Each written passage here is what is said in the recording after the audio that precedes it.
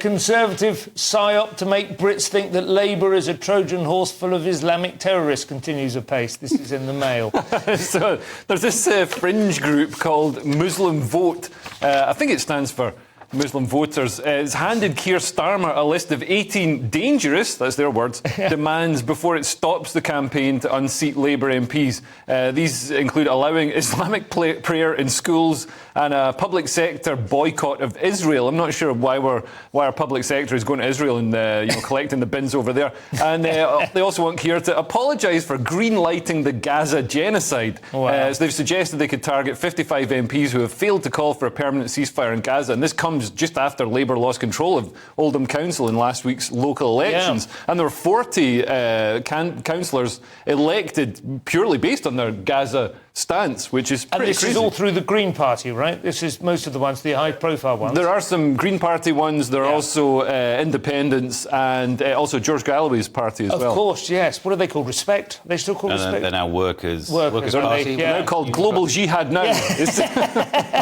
It is extraordinary, isn't it? They're all marching around wearing these skin suits, that used to belong to different recognisable identities. I think some Green voters had obviously no idea because they just turn up and go like, I like green. I'm going to go, I don't recognise the name, but it green looks diverse. Green used to be the soft and fluffy one, didn't it? And then they saw the clips and they go, I still like this because it's quite diverse.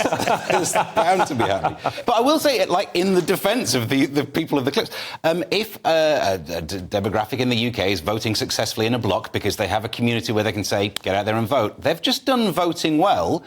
We all need to vote in the same way. Stop being so apathetic. Let's get votes. Well, we all need to vote, but we don't need to vote in blocks where you're basically under some degree of coercion to give your vote to that. If you all genuinely feel that's the only issue that you're concerned with in electing a mayor in Oldham is Gaza, but then you're entitled to use that metric to decide on your candidate. But it's not really a very functional way for a Western democracy to work. It goes back much more to more primitive systems, which the abolition of cousin marriage under the Catholic Church in the early 9th century sort of pretty much eliminated. And we have probably had the better civilization of the two as a result. Yeah, well, you'd hope that this would be a wake-up call for everybody who's like, should we or should we not, bring in huge numbers of people from these places.